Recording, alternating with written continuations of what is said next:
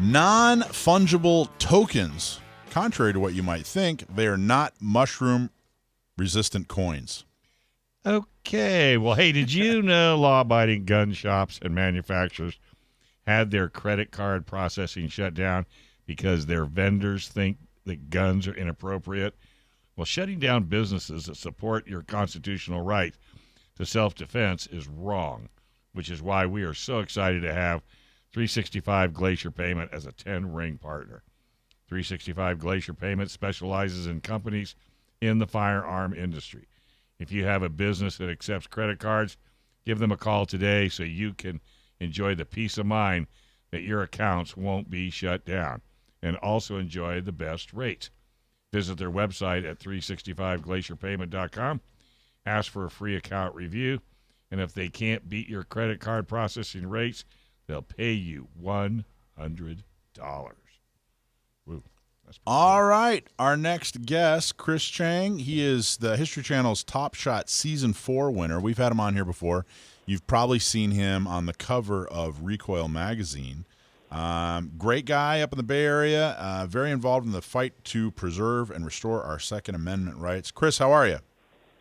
Hey, I'm doing great. Thanks for having me on today. You bet. Thanks for being on. Okay, so my understanding is a couple things. Number one, you're coming to Gun Prom on Saturday. Is that right? Yeah, absolutely. It's my first gun prom. I've heard a lot about it over the years, and so I'm going to be there in the flesh and excited to see you guys and have a great time celebrating and promoting our Second Amendment rights. It'll be really good to see you. Thank you so much for making the trip. I'm really excited to have you see what we've built here in San Diego and be a part of the celebration. So, what is a non-fungible token? Tell us what that is, because I know we're going to talk about. I think we're going to. Are we giving one away? Are we auctioning one off at Gun Prom or something like that? But let's talk about what it is. Yeah. Treat me like I'm 5 years old. Explain it to me like I'm 5. Yeah. And so, let me explain that. I've been following this whole NFT craze over the past year, and I was very skeptical for the first 3 months. I was also very confused around what is an NFT, what in the world are people paying for, why is this valuable, what is really going on. So I mentioned all this to say that if this is the first time that you've heard of an NFT or non-fungible token, and if this is all confusing, don't worry, but stick with it. I promise it's going to be interesting, and it's going to make a huge difference in the gun community and the Second Amendment advocate world. So when you hear the letters NFT, the non-fungible token piece, don't worry about that as much as just think of this as a digital collectible. And these digital collectibles can come in the form of a JPEG, a video file, a music file, art, photography.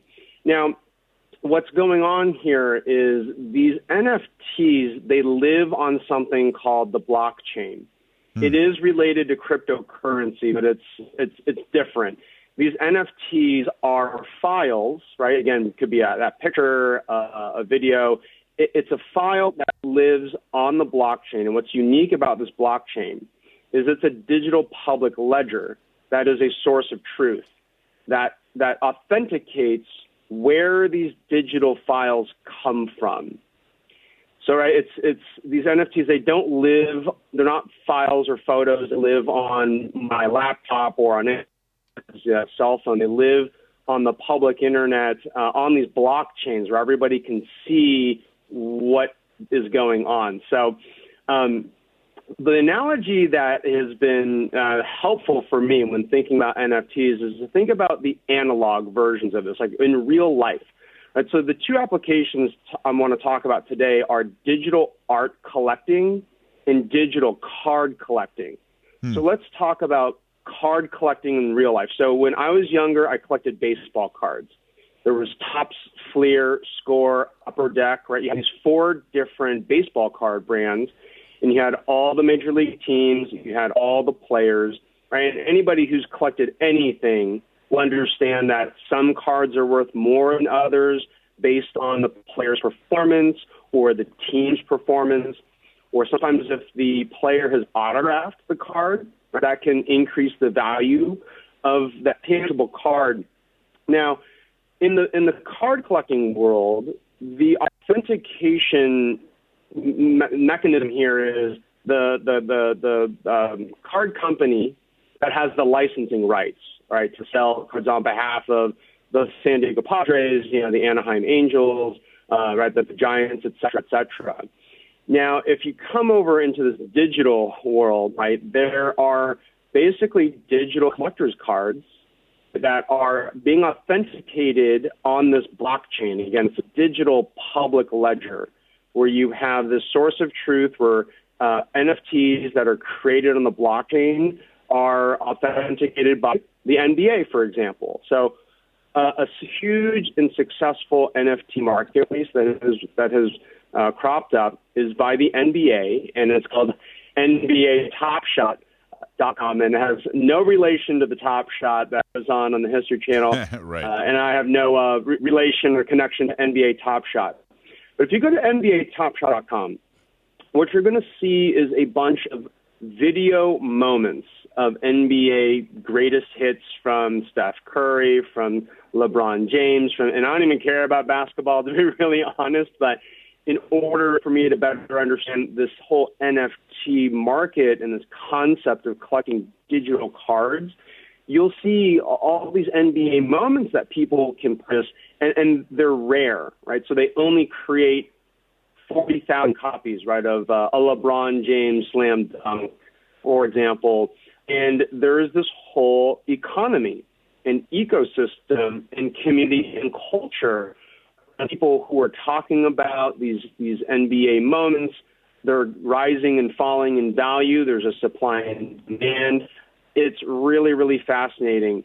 And so I'll stop there for a moment because I know that's a lot that we've just sort of dove right into with, like, what are NFTs and why are they valuable and why are they any different than, let's say, files that live on your computer versus on this blockchain. I'll stop right there for a moment and take any questions that you guys might have. Well, I think it sounds like each file has, like, it has to have some kind of, it's somehow serialized, like it's not, so it's unique. Correct. Like if someone sends you a picture, and I send that picture to someone, if I take a picture of a flower and then I send it to Gary and Gary sends it to Dave and Dave sends it to Rich, then you basically have 4 different files. It's sitting on your computer. It's the exact same picture.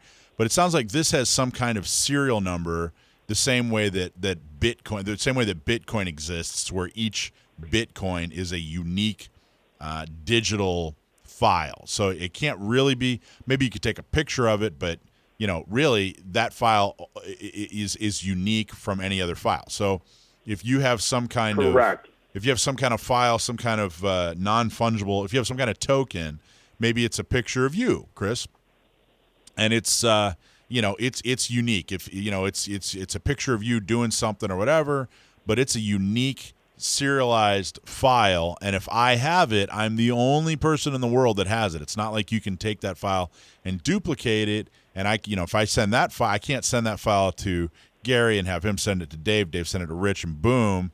So the value is in that it is unique. Am I on the right track? You're absolutely 100% on the right track and hitting all the nails on all the heads.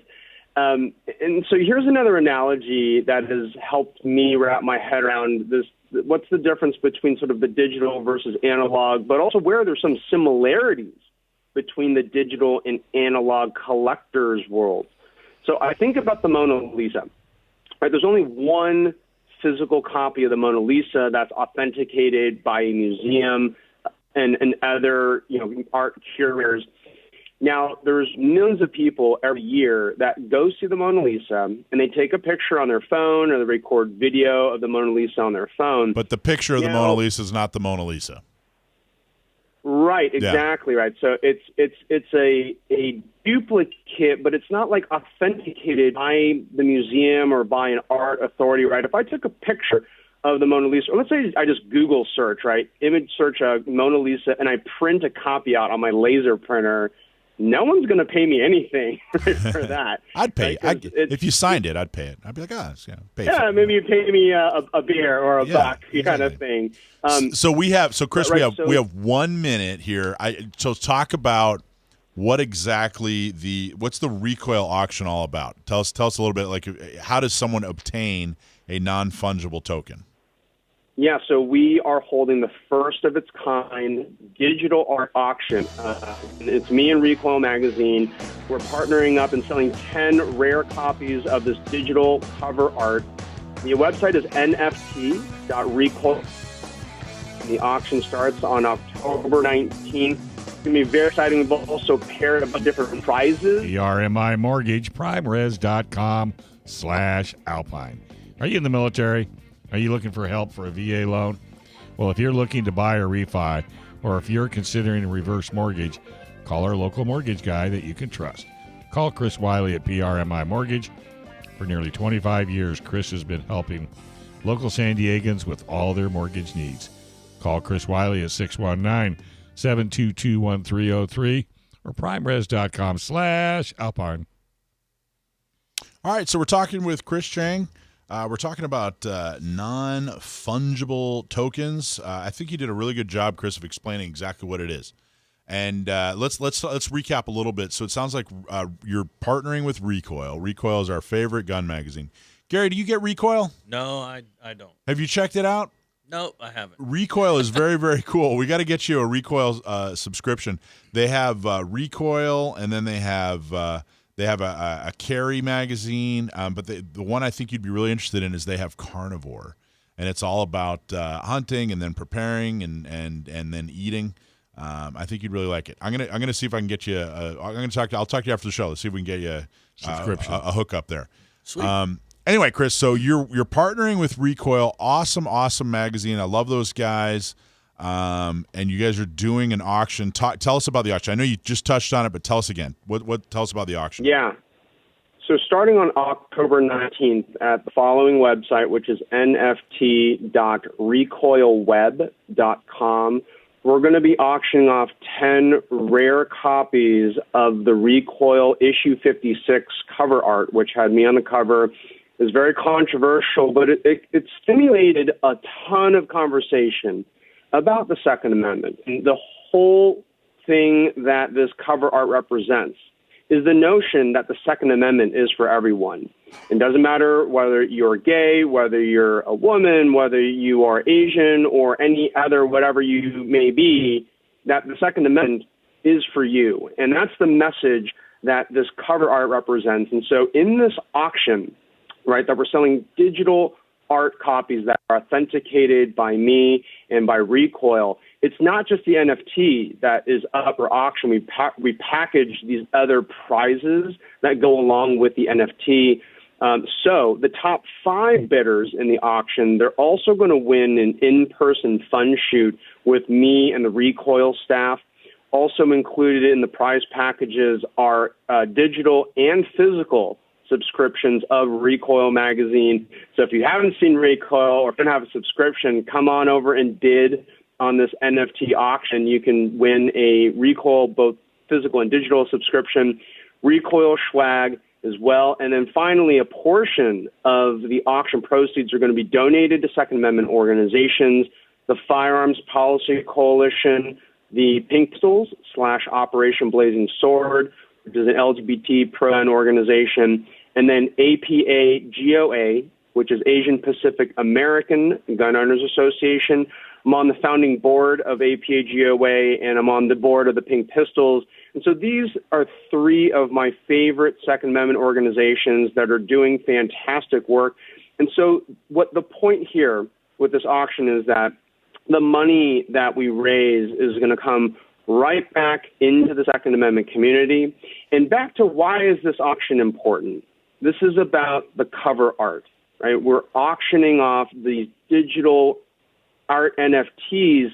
And what is art, right? Let's sort of just, hang on this question for a second of what is art? Art can come in many forms, right? Photography, video, music, the spoken word. In this case, the cover art, it provoked conversation about the gun community, about gun ownership, about the Second Amendment. And that's a huge benefit and very exciting opportunity for those of us in the Second Amendment community to have this new vehicle, right? These NFTs, these digital collectibles, not only could these NFTs, increase in value over time, and which I hope they do, but they're a talk piece, right? They're a way for us to relate to each other, to open up a door about the Second Amendment with maybe somebody who maybe they're into NFTs or this concept of digital art or photography, but maybe they aren't into the Second Amendment. But this could be an opportunity, right, to open up those conversations and for us to spread these messages of liberty and freedom for all. That is very cool. I think it's really cool that it's so cutting edge. Honestly, I think there's probably a lot of people out there that don't really fully understand it yet. But I know we have a much better understanding of it, and it feels like this is going to be normal, Dave. It feels like in like 2-3 years or whatever, like this is just going to be kind of a given. It just feels like that. You guys seen that commercial of the old clip? I think it's like Good Morning America from like 1993, and they're like, "Hey Bob, what does www mean?" or something like that. Yeah. Where like you hadn't heard of the internet, So that's what this feels like right now. So Chris, will I be able to get a Hunter Biden print? Well, so but on the notion of this whole digital collectible NFT concept is absolutely going to become ubiquitous in a few years. And this NFT, the technology behind it, right, ultimately, we're not going to be talking about NFTs as much as digital collectibles, right? Whether it's collector cards or art or NFT firearms is a whole other topic which we won't get into today because we don't have time. But the idea is this is literally we're on the front end of this very exciting digital collectible ecosystem and digital collectible economy. And so one thing that I'm doing very special for Gun Prom attendees this Saturday is I'm participating in an auction where you're going to be able to bid on a physical memorabilia where it's a signed copy of RECOIL issue 56 with me on the cover and my actual pen signature on the magazine. There's also the infamous shirt that I'm wearing on that cover that's also autographed by me. It's in this great light box. And so if you win this auction, right, at Gun Prom on Saturday, I'm going to open up a bonus multiplier for the NFT auction, where if you become one of the top 5 bidders in the NFT auction and you also win this physical silent auction items this Saturday, you'll get an extra ticket to that in-person fun shoot where we're going to be shooting all sorts of fun guns. Don't be surprised if a machine gun or two, shows up at this fun shoot. So again, if you win that silent auction prize of the RECOIL magazine cover and the T-shirt that's autographed by me, and you are a top 5 bidder in the NFT auction, then you get an extra bonus in-person ticket to bring a guest to come shoot a bunch of guns. We're going to grill a bunch of food, have a bunch of great drinks, and it's going to be an amazing, memorable experience, and you're going to become a part of history, right? That's the most exciting part of me is you're going to be one of 10 people, right, who are going to be NFT owners of the first ever Second Amendment or gun community related NFT digital collectible cover art piece. I'm really excited. The website one more time is nft.recoilweb.com. And then for anybody who's going to Gun Prom this Saturday, you'll see my auction item on the silent auction table. Hey, Chris. Gary Brennan from San Diego Wildlife Federation had a question. Hey, Chris. Absolutely. How is this digital media stored? Is it?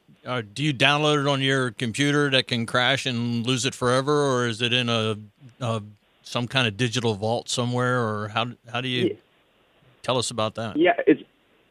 So the short answer is both options that you just noted are available. So these NFTs, right, these digital files, they can be stored on the blockchain, right? And there's a digital wallet that's highly encrypted, and there's a password, right, just for your wallet. So you can store your cryptocurrency, you can store your NFTs, you can store other blockchain items, in your digital wallet, or you can download it into an offline wallet in the form of, it could be a USB drive, a mobile phone, where the NFT actually lives on your wallet. It's basically a way of making it a little more secure. And the problem is, right, let's say you have your NFT stored, encrypted on your phone. Well, yeah, if you lose your phone, then you've lost that NFT forever. Right. So yeah, there's some pros and cons, right? Storing your digital items either on the internet, on this blockchain, or taking it offline. And some people, they store their NFTs on a mobile device, and then they put that mobile device in a security lockbox at a bank, or in their gun safe, somewhere secure where it can't get stolen. But it's a super exciting concept, and I hope anybody that has ever collected art or baseball cards or coins or really collected anything, digital art collecting is one of the next big things, and digital collectors cards is going to be, I think, a huge thing also for the firearms community. So keep an eye on this space. Chris, we got to take a break. Thank you for being with us, Chris. Yeah. This is awesome, and we can't wait to Absolutely. see you at we'll see Gun you Prom on Saturday. Saturday. Thanks for watching this clip from Gun Owners Radio. You can watch us live every Sunday from 4 to 6 p.m. California time, right here on our YouTube channel, or if you're in the San Diego area, you can listen to us on 1170 a.m. We're also available on your favorite podcast platform for free. Don't forget to like and subscribe so that you can help restore and protect the Second Amendment, not just in California, but across the country.